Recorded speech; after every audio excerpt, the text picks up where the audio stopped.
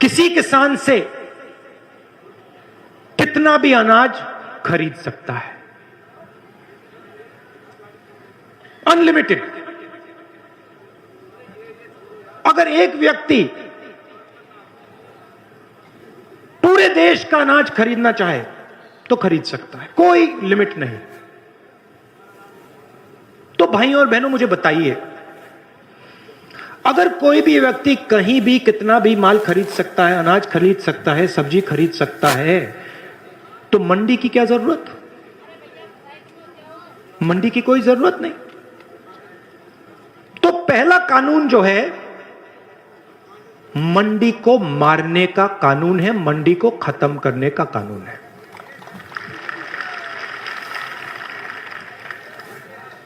दूसरा कानून कहता है कि कोई भी उद्योगपति कितनी भी सब्जी, कितने भी अनाज, कितना भी फल, कितनी भी देर के लिए स्टोर कर सकता है, रख सकता है, कोई लिमिट नहीं। अगर एक व्यक्ति के पास कंपनी हो, वो पूरे देश के गन्ने को स्टोरेज में रख सकता है। मतलब ये व्यक्ति जो पूरे देश में स्टोरेज कर सकता है, वो दाम को कंट्रोल कर पाएगा। बात समझिए, आज क्या होता है? आज अनाज मंडी में बिकता है, जमाखोरी कोई नहीं कर सकता है, कानून के खिलाफ है। जैसे ये दूसरा कानून लागू होगा, हिंदुस्तान में अनलिमिटेड, बिना लगाम जमाखोरी चालू हो जाएगी। कौन करेंगे? हिंदुस्तान के सबसे अमीर अरबपति लोग। अब क्या होगा? किसान जाएगा अपना माल बेचने, उसके सामने कौन खड़ा होगा? छोटा व्यापारी नहीं, मंडी नहीं मिलेगी। हिंदुस्तान के सबसे अमीर उद्योगपति उसके सामने खड़े होंगे।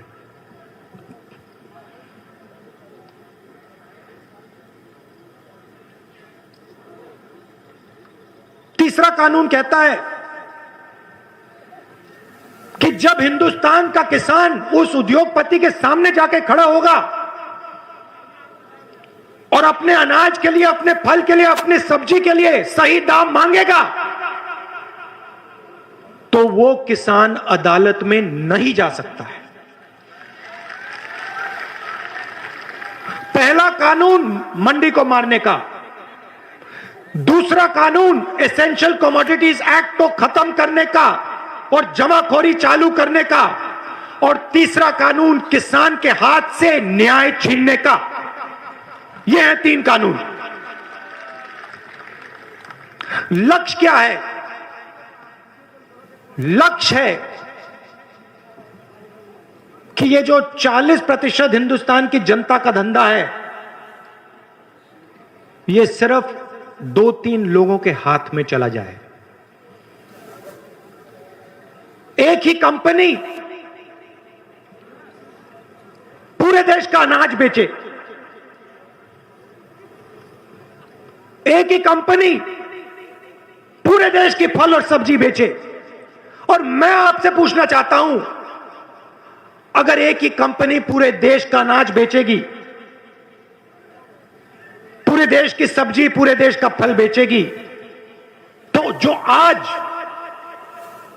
फल और सब्जी बेचते हैं, जो सड़कों पे मूंगफली बेचते हैं, जो चना बेचते हैं, जो फल सब्जी अनाज बेचते हैं, उनका क्या होगा? जो आज छोटे व्यापारी, उनका क्या होगा? भाइयों और बहनों, ये सब लोग बेरोजगार हो जाएंगे। तो एक बात समझिए, यह किसानों पर आक्रमण नहीं है, यह हिंदुस्तान के 40% जनता पर आक्रमण है। बात सिर्फ यह है कि किसान सबसे जागरूक है, किसान को बात पहले समझ आ गई और किसान सबसे आगे खड़ा है। अंधेरे में किसान ने टॉर्च मार रखी है क्योंकि किसान को भविष्य दिख रहा है। अगर ये 3 कानून लागू हो गए, किसान तो गया, उसकी जमीन गई, मगर छोटा दुकानदार भी गया, व्यापारी भी गया, मजदूर भी गया। हिंदुस्तान के 40% लोग बेरोजगार हो जाएंगे। अब मैं आपसे एक सवाल पूछना चाहता हूं। नरेंद्र मोदी जी कहते हैं मैंने ये किसानों के लिए किया। अगर नरेंद्र मोदी जी ने किसानों के लिए किया तो पूरे देश में किसान दुखी क्यों? दिल्ली के बॉर्डर पे लाखों किसान क्यों खड़े? 200 किसान शहीद क्यों हुए?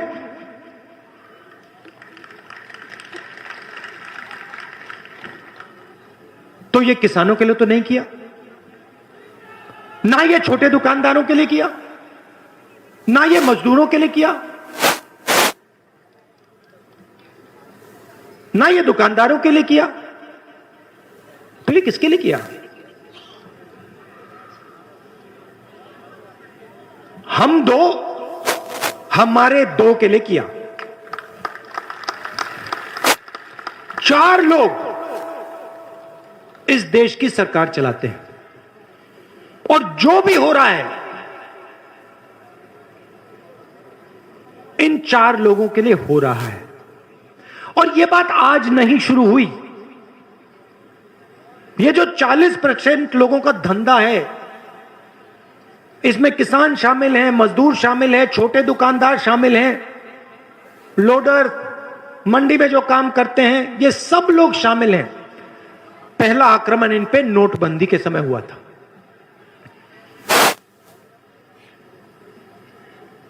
नोटबंदी में नरेंद्र मोदी जी ने क्या किया? गरीबों के घर से पैसा निकाला।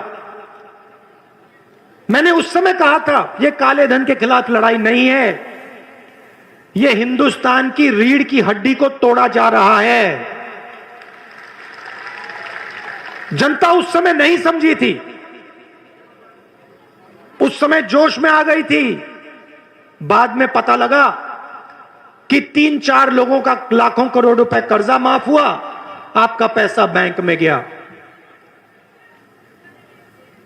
उसके बाद जीएसटी, फिर से उसी कड़ी पे आक्रमण। छोटे बिजनेस, मिडिल साइज बिजनेस, सबको खत्म कर दिया।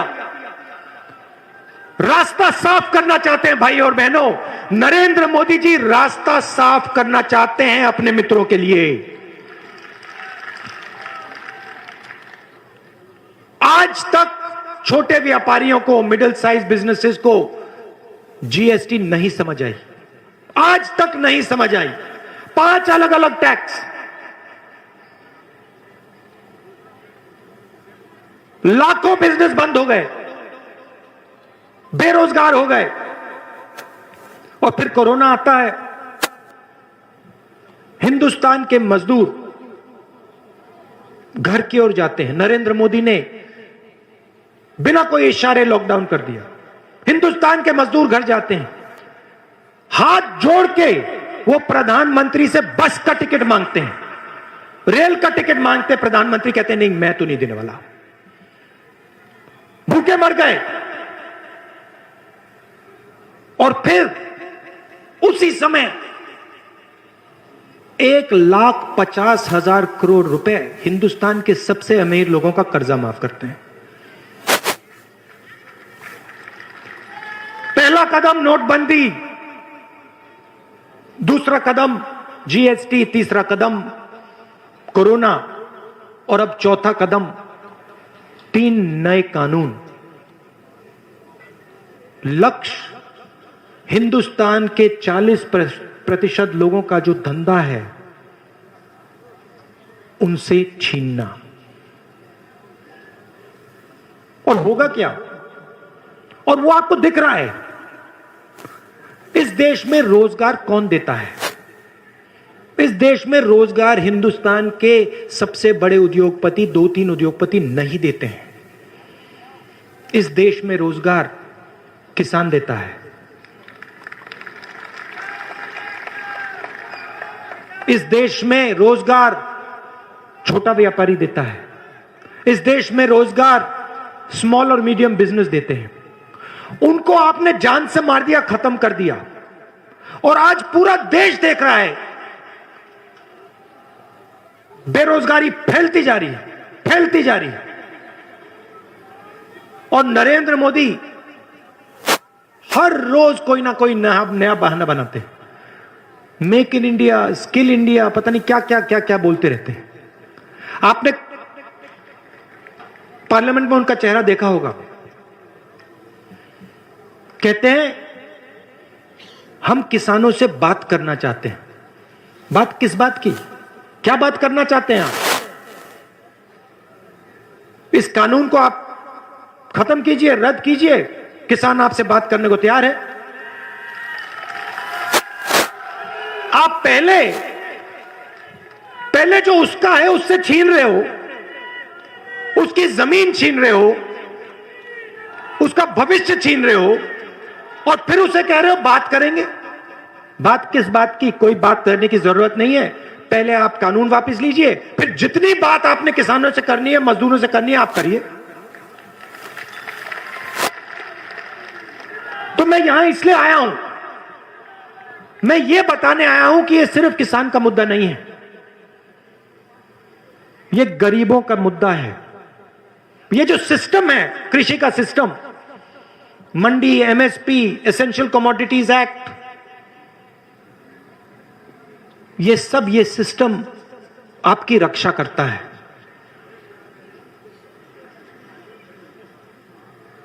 इस ढांचे को नरेंद्र मोदी तोड़ने की कोशिश कर रहे हैं।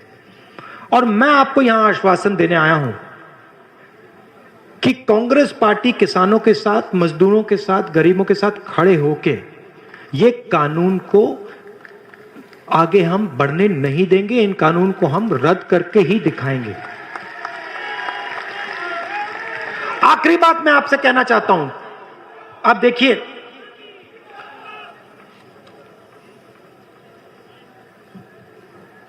चाइना हिंदुस्तान की जमीन के अंदर आया। हजारों किलोमीटर जमीन चीन की सेना ने हिंदुस्तान से छीनी।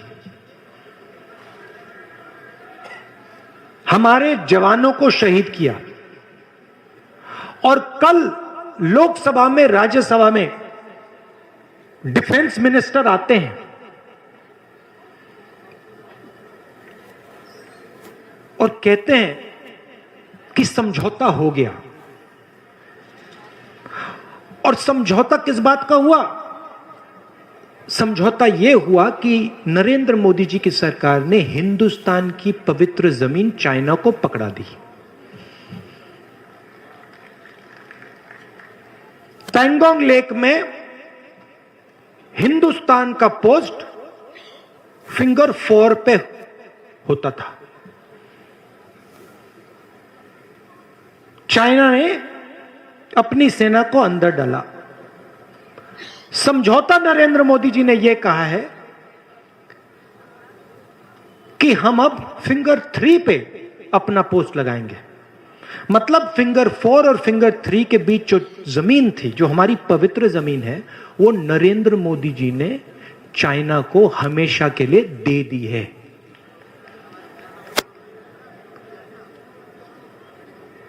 चाइना के सामने खड़े नहीं होंगे,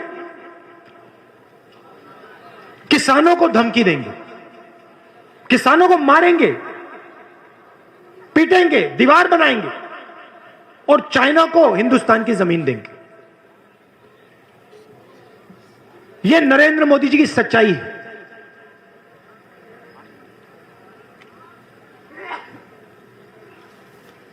बस एक गलतफहमी है नरेंद्र मोदी की, वो हिंदुस्तान के किसान की, मजदूर की शक्ति नहीं जानते, उसको पहचानते नहीं है, समझ ही नहीं है। किसान, मजदूर, छोटा दुकानदार, छोटा व्यापारी अब नरेंद्र मोदी को अपनी शक्ति दिखाने जा रहा है।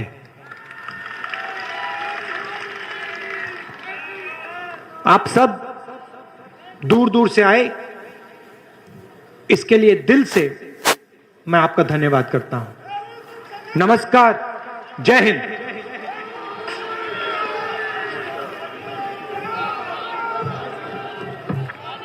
विनोद गोठवाल जी धन्यवाद देंगे। विनोद गोठवाल जी।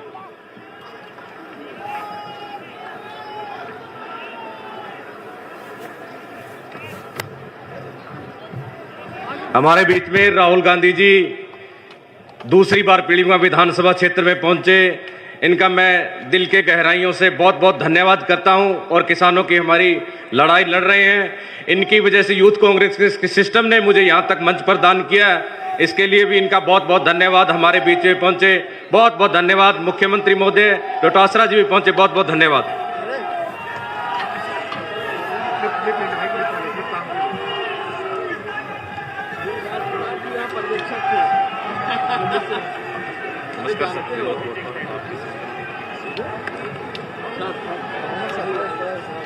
भैया नमस्ते।